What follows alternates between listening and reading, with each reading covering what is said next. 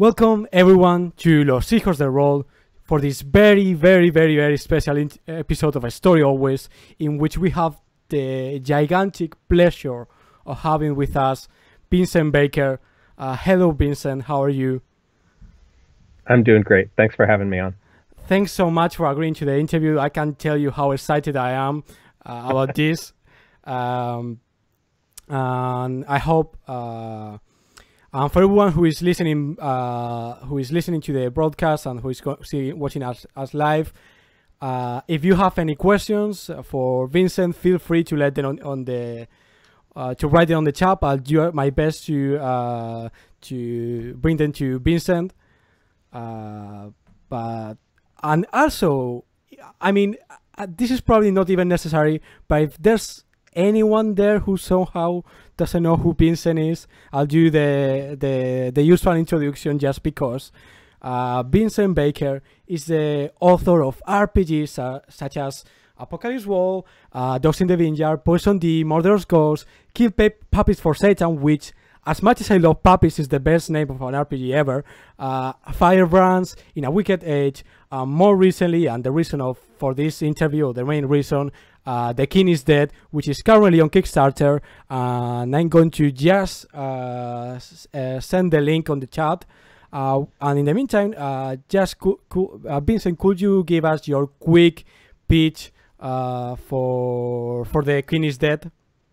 For The King is Dead? Sure thing. So, the king has died without heir, and civil war is certain. The King is Dead, it's a role-playing party game. It plays out for 3 to 5 players in about as much time as a board game, an hour to 3 hours. You can go longer if you want to, but it can really end starting at about an hour. On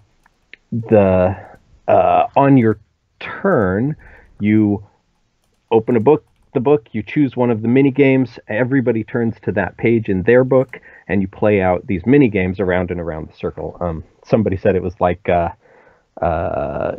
Game of Thrones meets Mario Party, and I just love that. That's what it's like. Yeah, that sounds like a lot of fun. Yeah. So one thing that I really love about kind of the idea of The King is Dead is that you are trying to make it easier for non-role players to get into the game and start role playing and yeah. We play it. Our teenagers play the heck out of that game. Both, our young friends who are in our role-playing games all the time, play role-playing games with each other all the time. But whenever anybody new comes, that's one of the games they immediately choose, because it's a really easy introduction to role-playing. I don't really think of people as role-players and non-role players, but it's an easy introduction for people who've never done it before. And also the concept of an RPG mixed with a party game. I don't know if it's absolutely like the first one, but it's very original. Go ahead. Where did the idea came from to use that format? Well, I had designed the games. Okay, so The King is Dead is based on so I designed this game called Firebrands, Mobile Frame Zero Firebrands. I don't know if you're familiar with it. Yeah. And The King is Dead is another game in that exact format. Mm-hmm. And I actually have one more already designed. We'll see in what format. In Dreaming Avalon? In Dreaming Avalon, that's the one. But so Firebrands, if we're talking about where this came from, Firebrands is where I'm going to start. So back in 2011, 2012, a long time ago, I was thinking about social combat in role-playing games. And I thought, we often in role-playing games, or we sometimes in role-playing games, we treat social interactions as though they were sword fights. What if we were to really do the Princess Bride thing and treat a sword fight as though it were purely a social interaction? And so I wrote a little game that's just sort of that set piece, right? Here's a sword fight, and the combatants what they really want to do is get to know each other. But they're getting to know each other across swords. And that inspired me to create one about a dance, and inspired me to create one about, I don't know, something with muskets, I forget. And I had in my mind this sort of Three Musketeers, Revolutionary War, American Revolution, French Revolution, Jacobite thing, you know what I mean? That sort of 18th century time period. And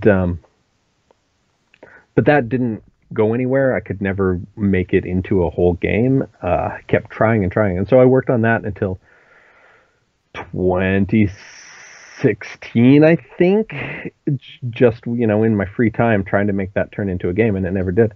And then Joshua, do you know Joshua A.C. Newman? He's a very good friend of mine. We've been friends for decades. Went to college together, in fact. But he, back in like 2011, maybe, he took over publishing my Lego war game, Mobile Frame Zero.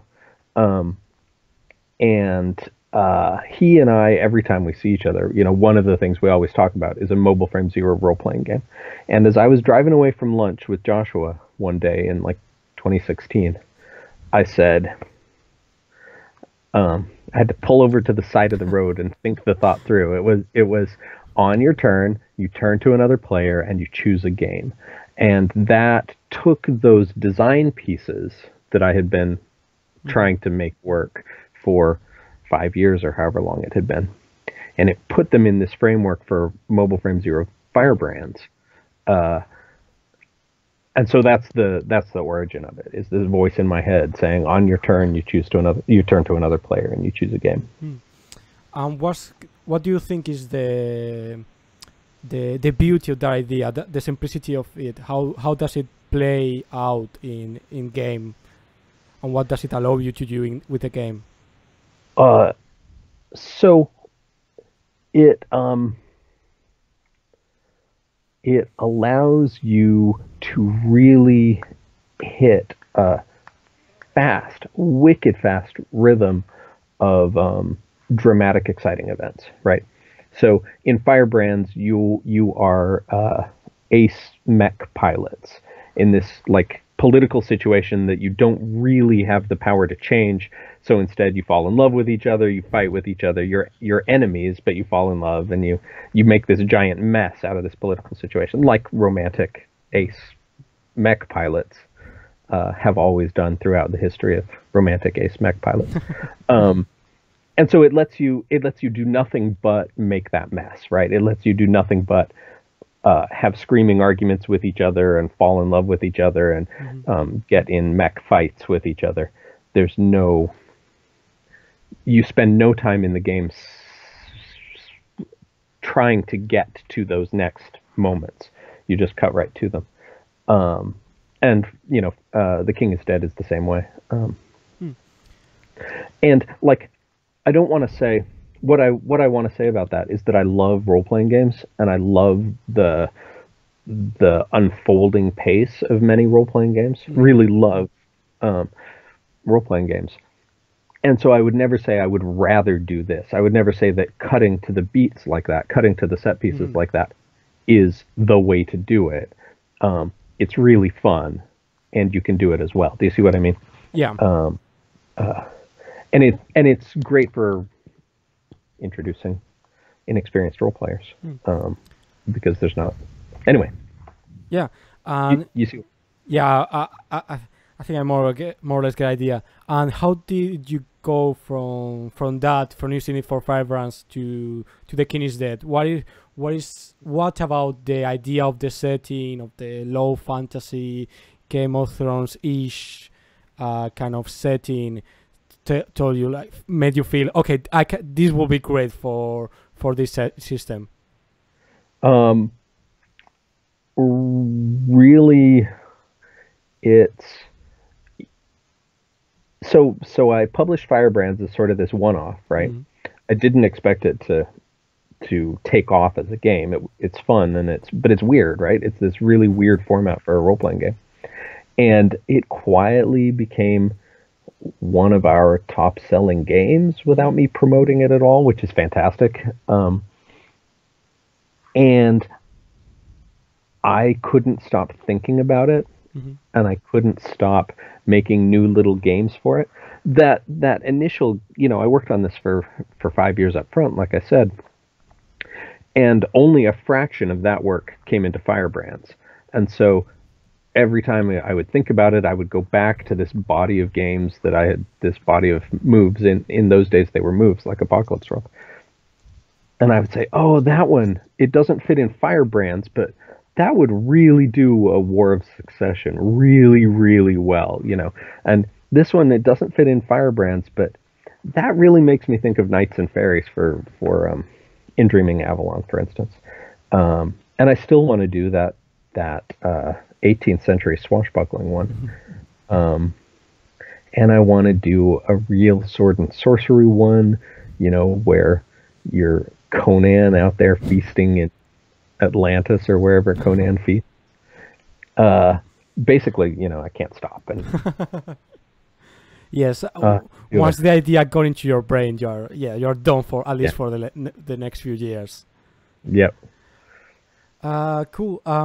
One thing, this idea came from the recent talks on Adele Play, was this idea of what you play to find out. That really fascinated me, because Uh-huh. it's one of those things that was always like on the like almost there. Like I've always glanced it, and recently with you and Ron and all the thing, I was like, oh shit, I see it now.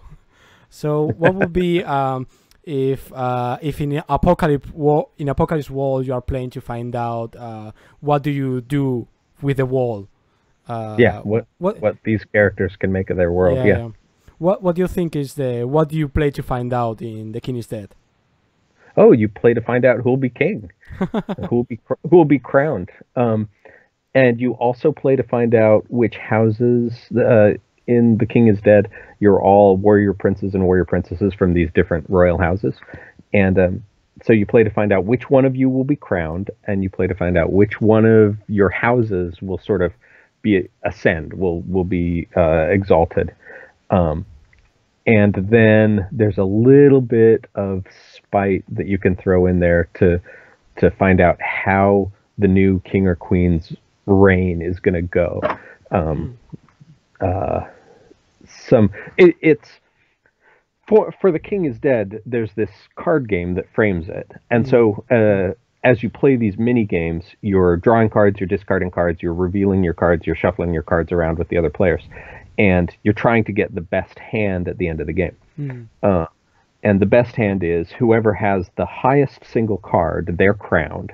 Whoever has the most suits represented in their hand, their house is ascendant.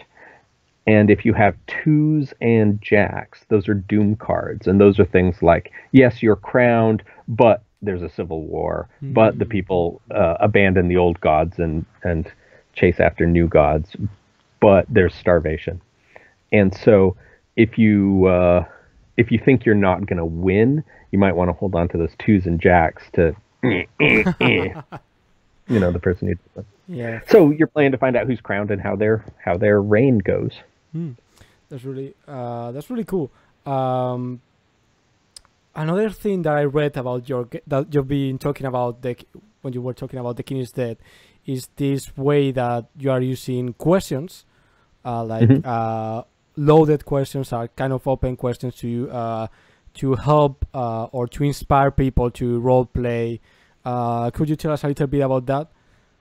Yeah. So maybe I'll talk about the dance game. Sure. In both Firebrands and The King is Dead. You can have a dance, and so I would say, okay, let's have a dance. Whoever's dancing, we're all playing. We all open to that book page in our book, and we conduct the dance.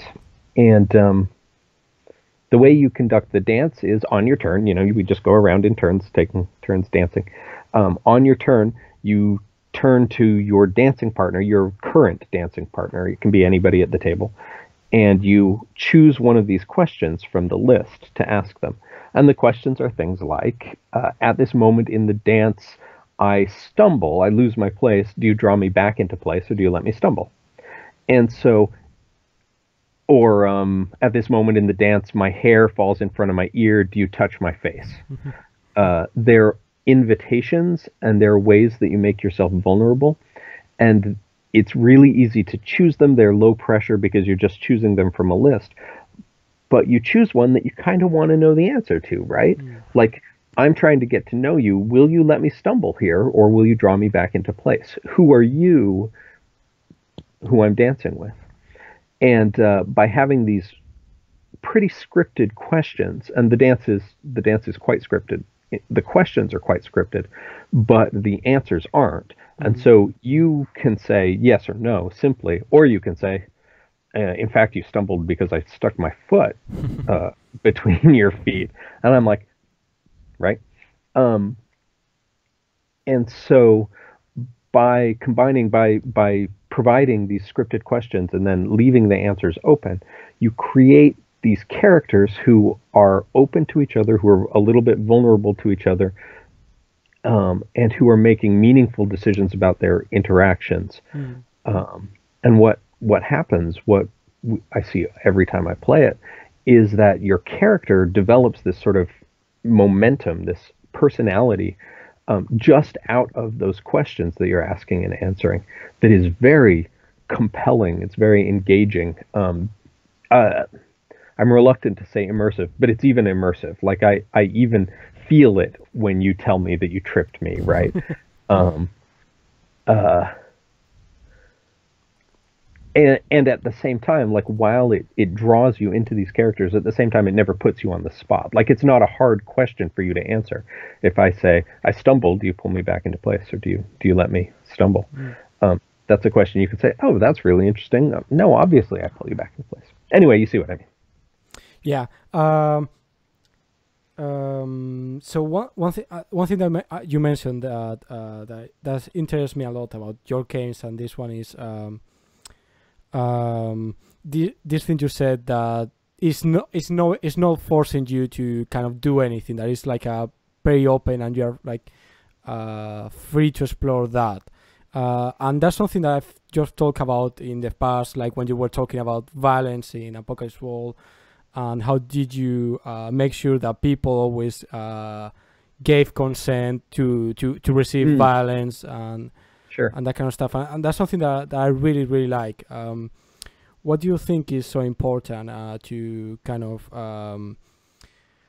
mechanize, maybe not the right word, to respect the consent of others and give others the opportunity to choose their own poison? Yeah. Well, so obviously, I don't want to hurt people's feelings, right? Like it's bad. I don't want to say it's bad game design, because people design games for all kinds of reasons, and I've designed some mean games in my life. But if you want people to enjoy playing a game, you have to treat them well, right? But and so that just sort of, like, I want people to have fun playing this game. I don't want them to feel bullied by the game in any way. And that's just like, I just think of that as part of, this is a game I'm designing for people to enjoy, so I better not bully them, right? It's just kind of obviously part of the design at that point. But there's another thing that I want to talk about, which is that these are situations where the characters are at odds, right? Like you are going to be crowned, or I'm going to be crowned, and I may not want you to be crowned, right? My character wants to be crowned and will kill yours to stop yours from being crowned. But I don't want that to mean that I am playing against you necessarily. Like I'm playing against you. I'm not fighting with you. And so it's important to me for game mechanics and game rules and all of the structures in a game to let us, you and I as real people, agree to what's happening, agree to what what permission we give each other, what expectations we have for each other, so that we can agree to what's happening, and so that our characters can go at it as hard as they want to, as hard as they need to, as hard as we want them to, while you and I are laughing and hooting and having a good time, watching our characters make this terrible mess out of this terrible situation, right? And so for me, and I should take a second here to mention Meg, who's my co-designer on basically all of my games for the past 10 years or longer, forever. For me and Meg, making it so that the players enjoy playing the game together and I said this to somebody recently. I said that, in a game where my character is gaslighting your character, right? A game where my character is emotionally abusing your character, I had better not be also emotionally abusing you. Yeah. Right? That's not cool. In a game where we're play fighting, we better not also be real fighting. In a game that's about violence, there better not be real violence.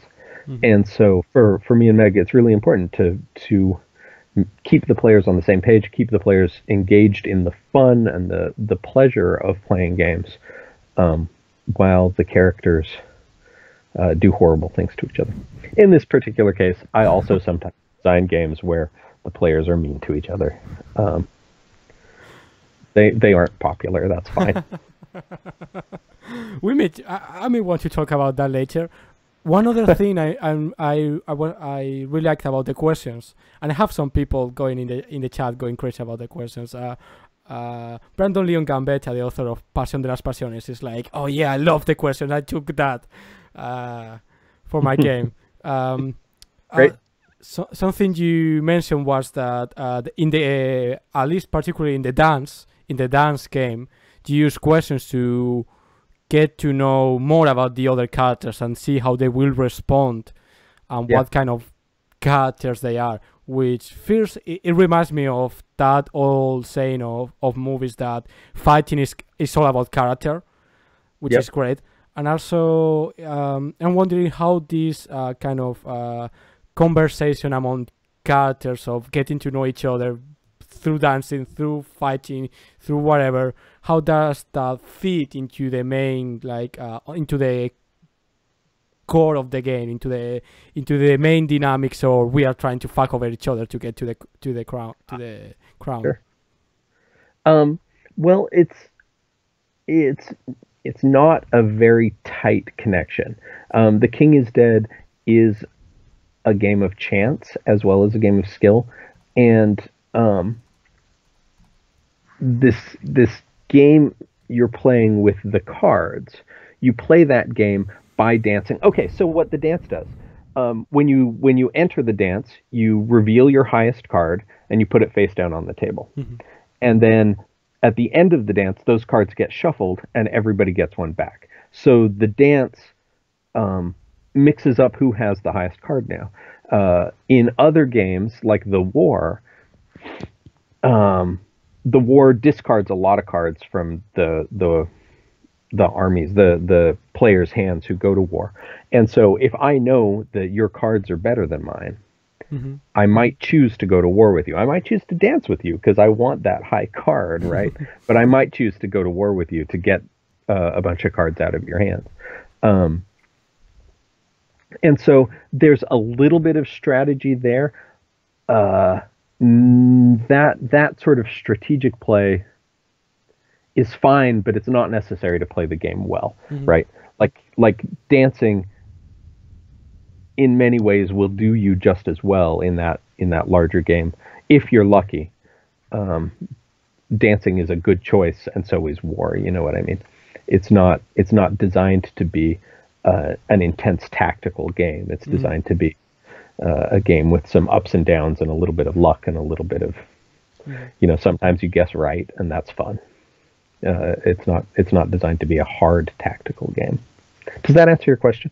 Yeah, and following that, like a follow up to that, how does the fact that by doing these kind of things you are getting to know more about the other characters, how does that play out for the players, when then they are like, oh well, now I fucking fuck over you, because I want to be the king. Like there's these kind of dynamics when they end up feeling like a little bit guilty, or it's like at the end they just or a little bit like, why did you do this to me? Yeah, totally. And you can find yourself in this situation where you don't want to go to war, but you kind of have to with this person, and where that your character doesn't want to go to war, but that you as a player, the two of you, right, you and I, we want to go to war, and our characters are like, no, curse the fate. We meet over the battlefield. Yeah, that sounds great. It's fun stuff. Yeah. So coming back to this idea, one thing that I kind of think about your design in general over the years is that you've always been pushing limits in RPGs in many different ways, with the design, with the themes, with the format in this case, like a little bit of everything really. So I want to go back and see how that has changed over the years.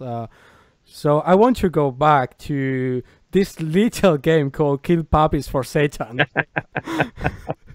Because it's like my first game. Yes. Yeah, it's like the most metal game ever. How did that came about? Oh, okay. So there might be 3 stories about that, but I can only remember 2 of them right now. Sure. There are 2 stories about that. First is that Meg and I had a really terrible job.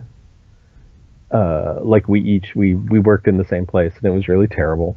And we had 2 children, and one was an infant, and the other was a toddler. And wow, I had the worst day of my young life that day. Meg came home from work and she said, "Hi, how was your day?" And I said, "Well, I wrote a game." That was Kill Puppies for Satan. That bad, huh? Yeah, it was a bad day. And the other thing was, in those days, so this is 2001 maybe, and I don't know if you remember the 90s. I don't know if you were alive during the 90s. I don't know if you remember what role-playing games were like in America in the 90s is really what I'm saying. Remember, I wasn't really alive for half of it. And the other half I was like watching, I don't know, Bob Esponge or something like that. Sure. I had signed up to playtest a game. I don't remember the name of it or the creators or anything about it, except that it was kind of a modern-day Monster Hunter game. Mm-hmm. And there was this line in it about trolls. So this is after Shadowrun came out, and this was more of a horror game than Shadowrun was. But there was this line in it about trolls that was, even though trolls are sentient, mm-hmm. they're considered an endangered species, so you're not allowed to just kill them. And I was like, whoa, is this the conscience of, I know, I'm going to make a game called Kill Puppies for Satan. That'll teach them. If the world can say that about trolls, then it can handle, it's ready for Kill Puppies for Satan. That story doesn't make very much sense. Anyway, then I wrote Kill Puppies for Satan, and that was a good time. That is a funny game. Yeah. Maybe I haven't looked at it in a lot of years. Maybe it's not that funny. But I can see that kind of reactionary intent of behind it. Yeah, and Ron, my friend Ron Edwards, he loves to say that it was my fuck you to role-playing games, and it pretty much was. If I hadn't stumbled onto the Forge a year later, that might have been the entirety of my role-playing game design career. Is Kill Puppies for Satan. Yeah. So it seems that kind of first game was done out of a mixture of spite, anger, with society, the capitalism, and RPGs, which is probably the best like cooking pot ever. How did that change over how has that changed over the year? How has your motivation to write games and your changed over the year? Oh, that's a really great question. Well, I don't feel like saying fuck you to role playing anymore, so that's one big change. Like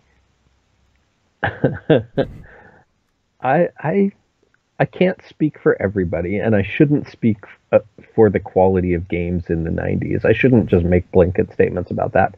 But boy, I did not have that much fun with published role-playing games in the 90s. They were in the 90s was my 20s. I was in my 20s then. And I did never played a published game that I could stand in the 90s.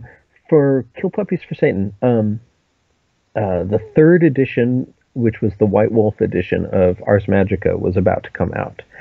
And I had finished the writing of Kill Puppies for Satan and the book design. I'm going to call it book design just because that's going to make Joshua angry. I had typed, let's say I had typed Kill Puppies for Satan. And I knew I was planning to buy the third edition of Ars Magica. Ars Magica is my favorite game. And I knew I was going to hate it. I already knew I was going to just hate everything about it. And that I was never going to play it. And it was just going to make me angry to have spent money on it and angry to have it in my bookshelf. Since then, my feelings anyway, whatever. I'm sure nobody's that offended that I didn't like Ars Magica 3rd edition. Anyway, so I said, what if I took that money and saw how far I could go publishing Kill Puppies for Satan instead? And that's what I did. I took $60, which was my game budget for that year. We were poor, just out of college. $60, and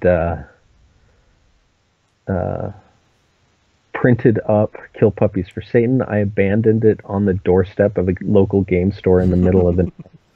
I sent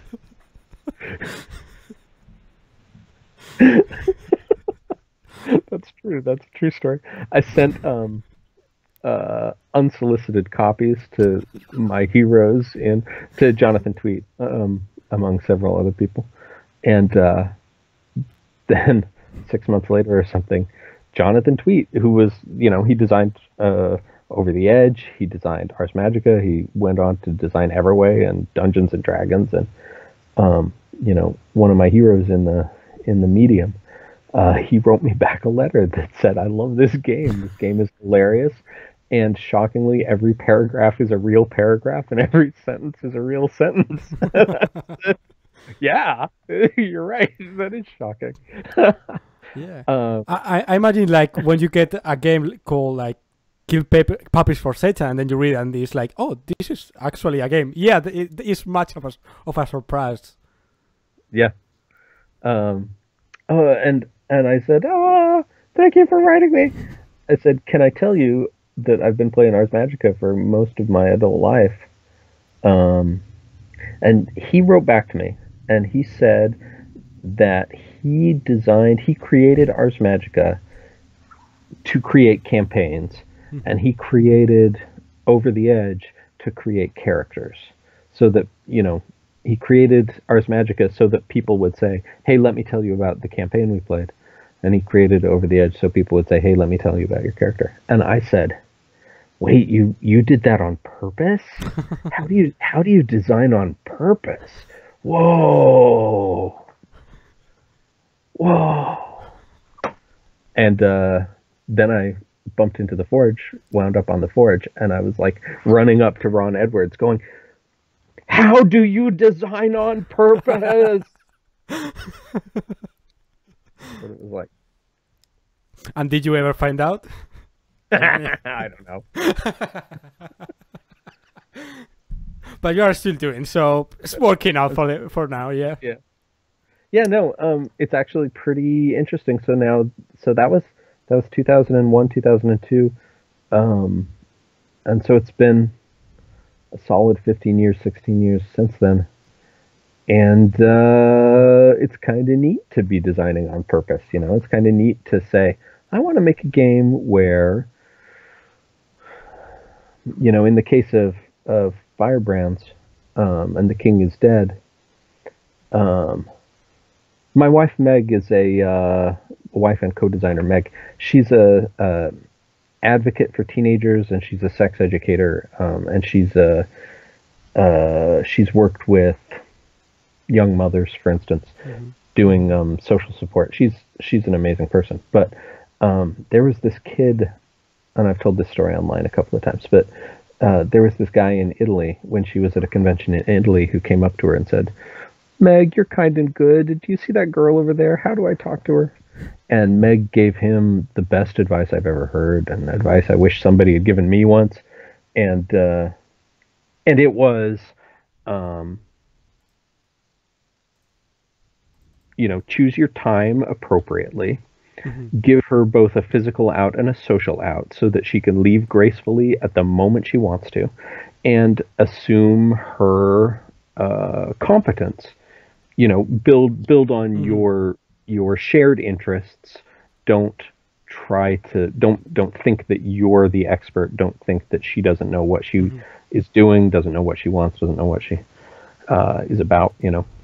And to say, I want to design a game that gives every player at every moment a graceful social out and lets them make intentional decisions, assuming their own competence, to sit down and to do that on purpose was really satisfying, to say, this is what I want this game to do, and I know how to do it. It's great. I would recommend it to anybody. Yeah, you would recommend to make good games to people. Yeah, that'd be great. Yeah. By the way, I just sent the link to that article Meguey wrote good. On the chat, because it is really, really great. So how did you go to this point of designing on purpose? Kind of what were the bumps in the road to this? Oh, well, you have to design a million games that don't work on purpose. There's one of the things that... my friend Joshua, he designed Shock, social science. Yeah. I knew you knew him. His dad is a fine artist, a sculptor, and he's hung out with artists his whole life. And he says that, really the only measure of how good an artist is how many miles of lines they've drawn. You just have to fill notebooks, notebook after notebook after notebook, sketchbook after sketchbook. You just got to put in the work. And that means, so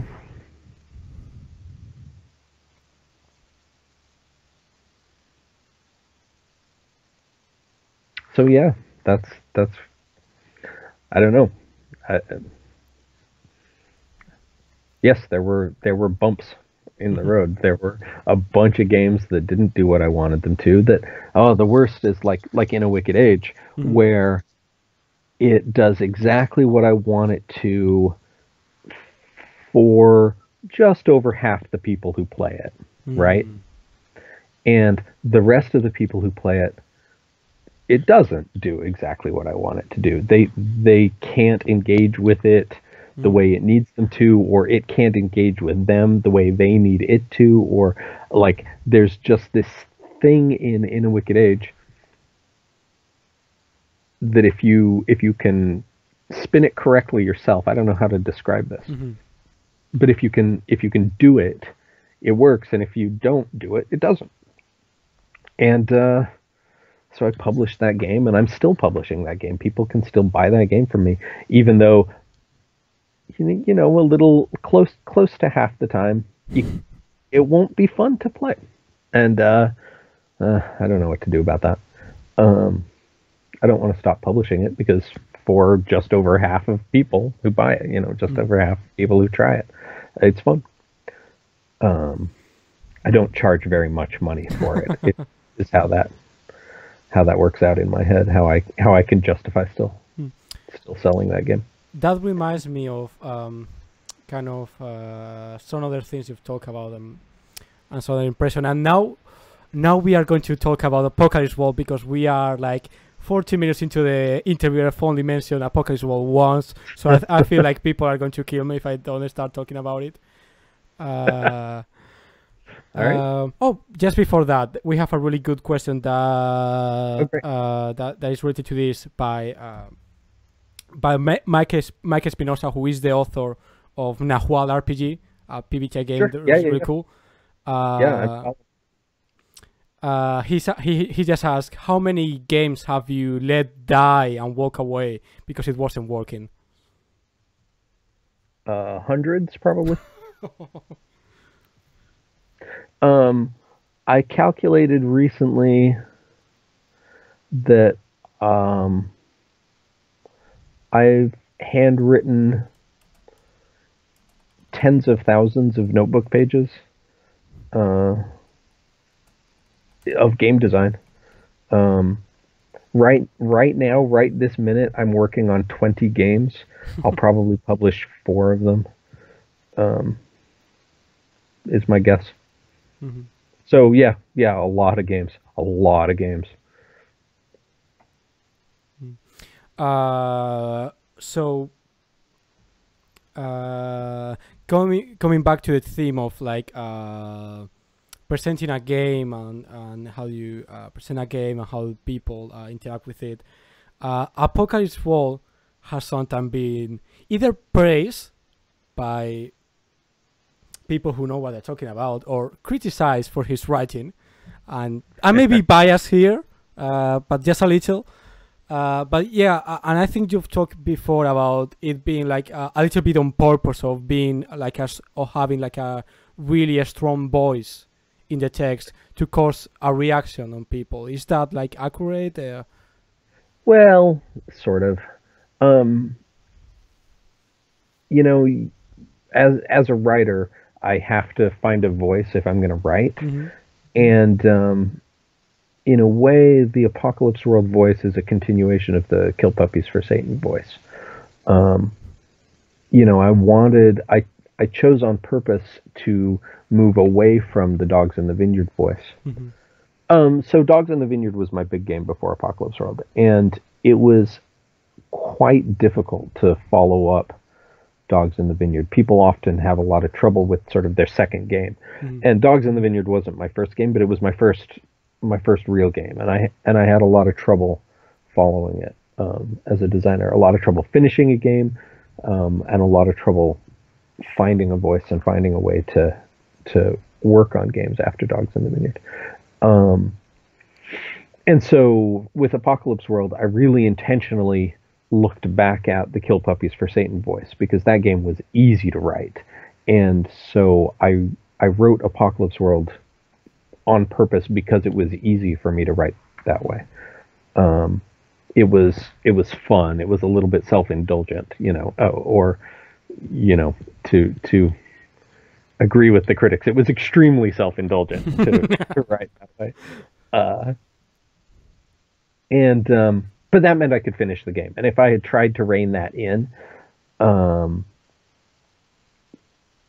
it would have been harder to finish that game. I could have reined it in more as an editor. One of the skills I learned in school that just for whatever reason happened to take. Well, anyway, I'm not going to talk about that. So I could have reined it in more as an editor. I could have had someone else rein it in as an editor. But really, I wrote it that way because that was how I was going to be able to write it. Mm-hmm. Because if I had tried to write less provocatively, I would not have finished that game.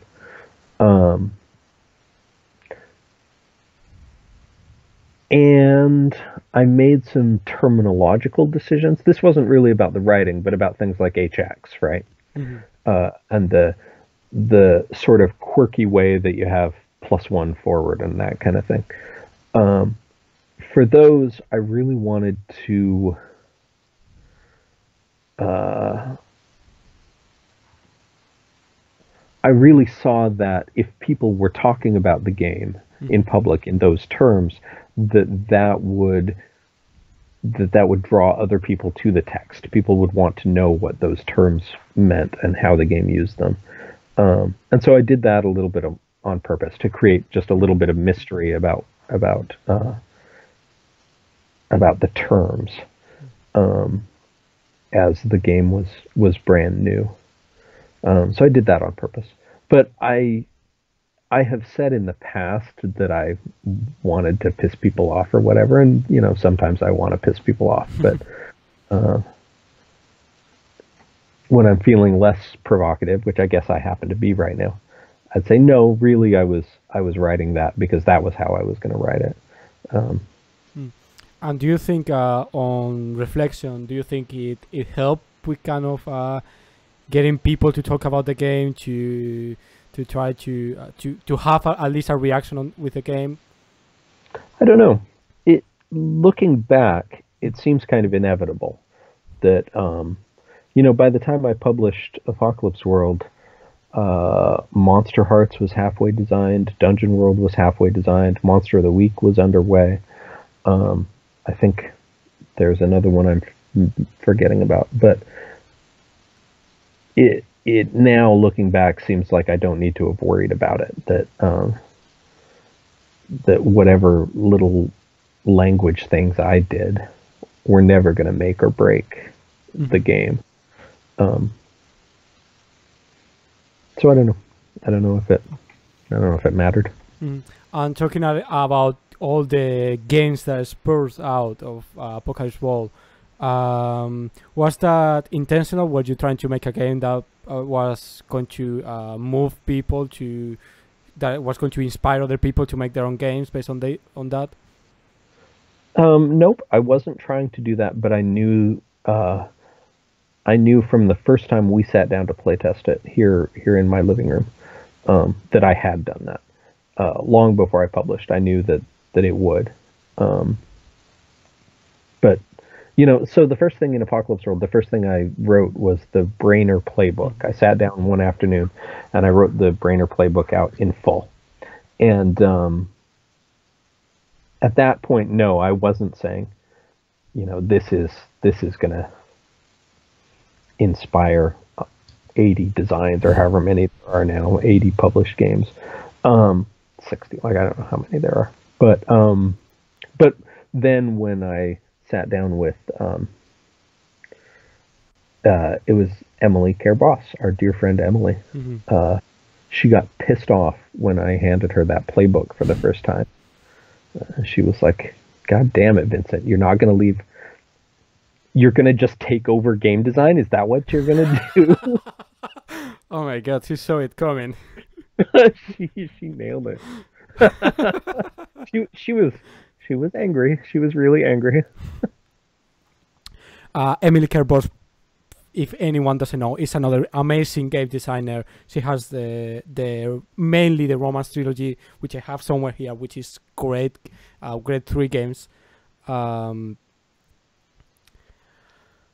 And so now that we have all this huge community or movement, or I don't know how to call it anymore, of PBTI games, how do you feel about it?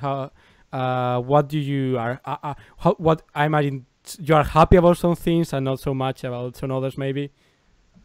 Yeah, I don't have any complaints. Like, it's fantastic. I love basically everything about it. I don't like what's to not be happy about.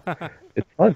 And every new game I see, there's something that's exciting to me in it. Every PBTA game I see, there's stuff in there that I wouldn't have thought of, would never have thought of in a million years. There's, I hear from new designers all the time saying, "Hey, I'm making a game. Thank you for your help. You don't know me. You didn't help me on purpose, but you've helped me." I love that. I have no complaints, no criticisms. What is the PBTI game that you've seen that has surprised you the more? I don't want to ask you like your favorite because then I'll get people like fighting over that. But like the one that you were like, I would not have imagined this could be done with, like that someone could do this with, inspired by my game.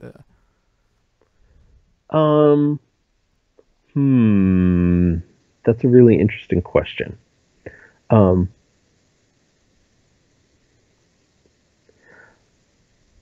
I was really delighted by Action Movie World.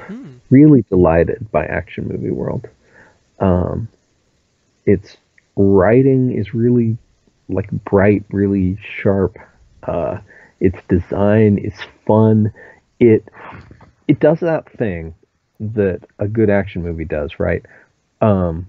Where it pretends that it's not as smart as it is, right? And so it has all of these, it just nails it over and over and over while acting like it's, loud and kind of stupid and about explosions or whatever. It's very, that game really delighted me. And I didn't read it for a long time after I knew about it, just because, Action Movie World, and I was like, I don't need genre emulation of action movies, right? But it turns out that game really startled and delighted me. I should say Wolf Spell by Epidiah Ravishaw. I should say The Bloody-Handed Name of Bronze by Joshua A.C. Newman, because those are games that are really quite far from sort of baseline Apocalypse World. Those are games that, like some of my subsequent games, Murderous Ghosts and The Sundered Land, have really taken liberties with the game. In the case of like Wolf Spell, it takes reading a situation and it just runs with it. It takes that move into this marvelous place where, you're a human being who's been transformed into a wolf, and whether you use the human version of reading a situation or the wolf version of reading a situation, that sort of cements your thinking as a human being or as a wolf and can lead you to never return to your human form and stuff like that. Really cool game. Really cool game. So talking about kind of different design and interesting new designs, what's kind of the what's the new trends that you like to see, or that you maybe are thinking about in design, maybe in your own work, maybe in someone else's, that you are like, oh, that's neat? Well, I'm gonna stick with Powered by the Apocalypse for a minute. There are two things I expected to see in Powered by the Apocalypse games much sooner and much stronger than I've seen. And one of them is games without playbooks, where you have sort of a more conventional character creation system. And there are a couple of those. But I really expected there to be a lot more of those. And I would like to see there be a lot more of those. And the other is games with opposed rolls. Like somehow the idea that the GM never rolls dice, somehow the idea that is fundamental to Powered by the Apocalypse has really taken hold. And it's not. It's a complete accident of Apocalypse World. Apocalypse World was almost opposed dice pools, and could have been opposed dice pools. And so I'm surprised that we haven't seen any with opposed rolls. Is that true? Maybe none yet. Yeah, not that I know about. Yeah, so I would love for somebody to take that on, and if nobody else does, I will. That's fine. I've been really, since Apocalypse World, I've been really enjoying writing role-playing games that you can win or lose. It's something that role-playing game designers have sort of not done much of, not done a lot for a long time. And there's just something fantastic as a designer about saying the object of the game is to not get murdered by ghosts. It really clarifies how the game has to work, how the game has to be structured. Oh, I don't know.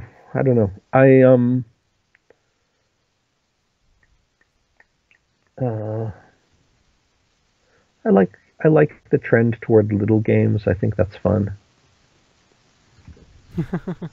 So yeah, some new cool stuff. Another thing that I really liked about The King is Dead coming back. Sure. Big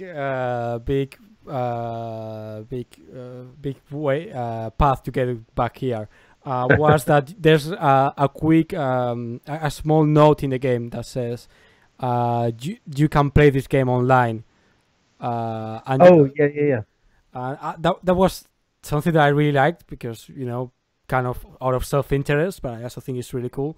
How do you see like RPG streaming, actual plays, kind of playing into the community, and how you think is influencing it and is going to influence it in the future? Well, so here is where I am like super old, and I've never played a role-playing game online. Like I don't know. I've never streamed. Like I don't understand how what we are doing right this minute is both Skype and Twitch. Like I honestly don't understand that. Yeah, there's some kind of fortune in the middle or something like that. Yeah, no, I really. So I'm not the guy. Like, I sat down with Adam Coble at Gen Con. Mm-hmm. We happened to be at dinner together. Like I didn't corner him or anything, but like I'm not that fancy where I get to monopolize Adam Coble's time. But I was like, okay, explain this to me, this thing that the youngs are doing. And he tried. I don't know. It seems fun. Like everything seems like people are having a great time. There was a little bit of controversy that morning. I come to Twitter and find out that people are talking about whether people who play your game online owe you royalties or some nonsense. Mm-hmm. And I was like, oh, well, I'm going to put a statement about that in my book. I'm not informed, but I have an opinion about that. Stuck it in the game. Great. Okay, so just quick side note for a while. I have another question, and I know they're going to kill me if I don't ask you, because this is kind of one of those nerdy questions we've been pondering about, because some of us read your blog and your theory posts and all that. So someone from the audience is asking, what's for you the difference in terms of game design and the theories you talk about? What's the difference between the object of a game and objectives? Oh, like I don't know.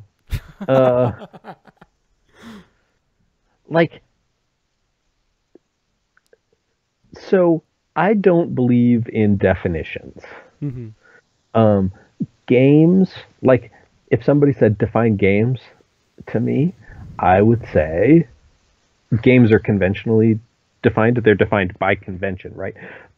First, in order for us to talk about what games are, we have to agree to a definition, and we have to agree to it every single time, and it's going to be different with everyone. And there's no rigorous definition of games. There's no rigorous definition of the object of the game possible. This is casual language, and it's the language that's used to teach games. But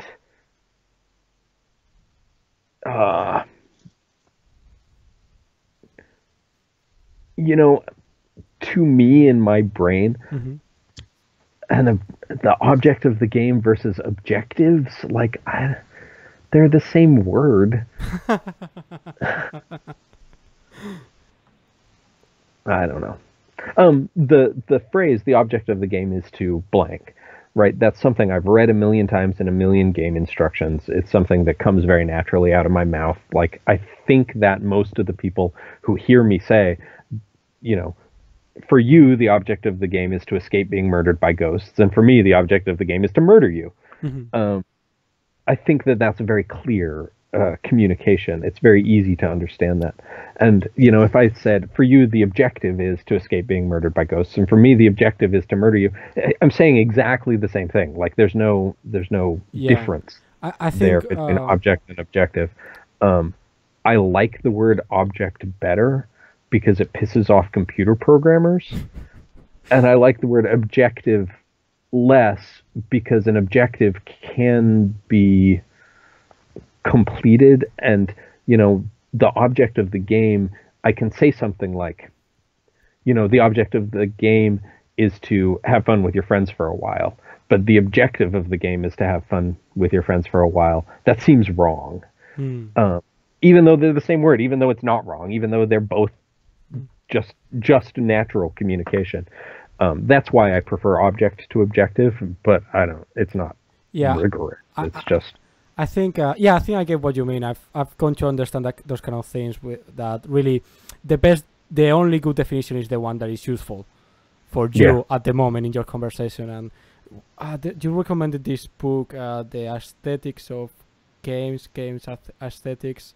One of those theory books that talks about that and really illuminated, like, to understand that, I think it was Brendan Conway who said the only good RPG theory is the one that is useful.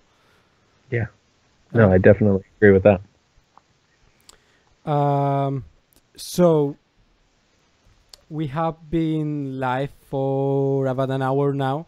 I want to ask like a few last questions, but in the meantime, if anyone in the chat has any last questions, now is the time. It's not so it's not so often that I have Vincent Baker in the channel, so maybe, you know, take the opportunity now.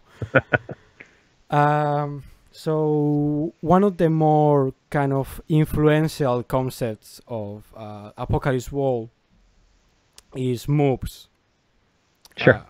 I think that's a fair statement, but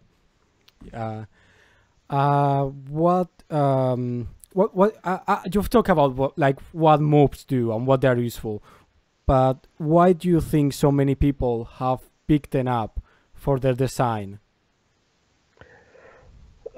Picked them up for their design?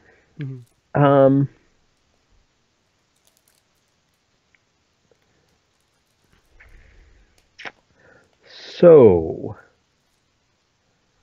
I think that they're really obvious.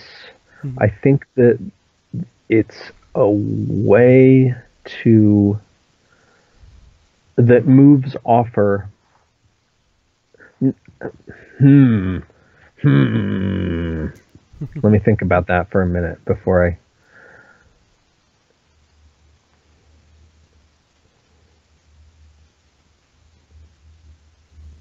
So moves do two things, right?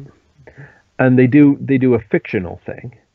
And the fictional part of moves is really easy. And it's really easy to see. It's really easy to take a move and to understand where it starts and where it ends in the fiction, and to watch a movie and to say, okay, in my game, I want the characters to get in car chases, right? I want car chases in my game. Here is how a car chase starts when you're in a car chase.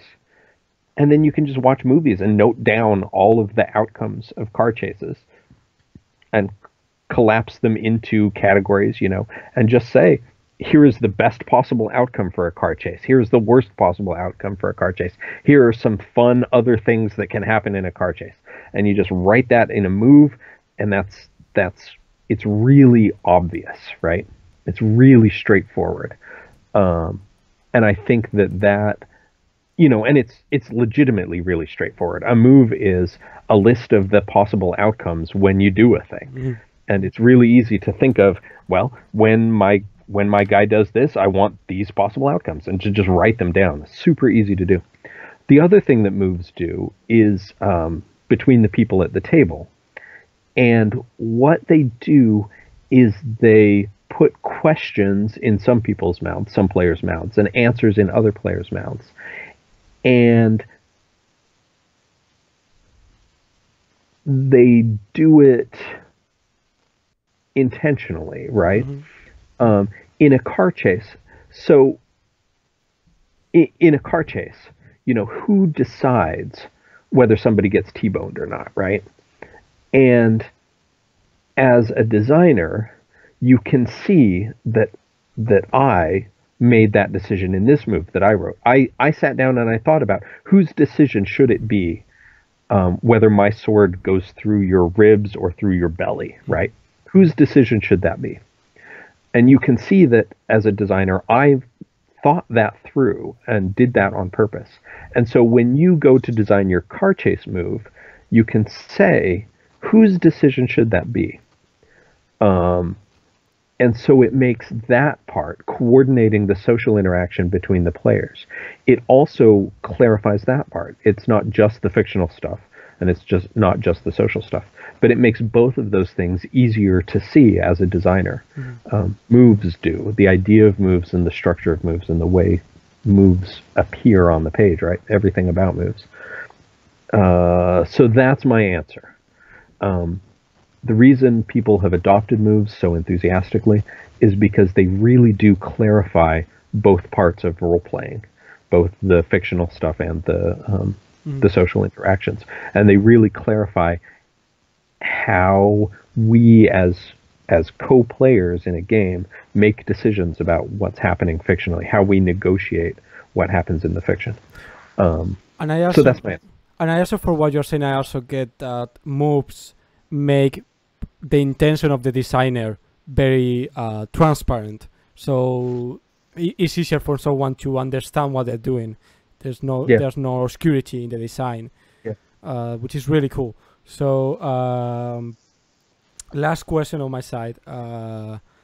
What would you say to someone who is trying to write their own game, particularly if they are like PBTA games or games inspired by PBTA or whatever, or even maybe outside of that? What's the thing you will say that is really important that they have in mind when they are designing their own game? Oh, that's so easy. Like, I love this question. This is my favorite question. Sure. The thing that makes your game amazing is your vision. The thing that you bring to your game design that nobody else can bring to game design is your own vision and your own inspiration. Everything you do as a designer should come from what you actually want your game to do, what you actually deep down feel that your game should do. And you can carve away everything else, everything that role-playing games usually do. If that is not perfectly serving your vision and your insights into role-playing games, you can set it aside, because your vision is the only thing. Your vision is the thing that makes your game great, and it's the only thing that makes your game great. And give your vision every chance you can to shine. Don't let somebody else's vision get in the way. That's what I'd say. I think that's beautiful. So yeah, I think this is all for me, and this is other than to say that again, The King is Dead is right now on Kickstarter. It's a great game. It has a great vision. It has a great design. It's a lot of fun. It has some it does some really cool stuff. I've actually been able to read the game because Vincent has a really cool Patreon as well, that when you can get all the behind the scenes secrets of the design and all the all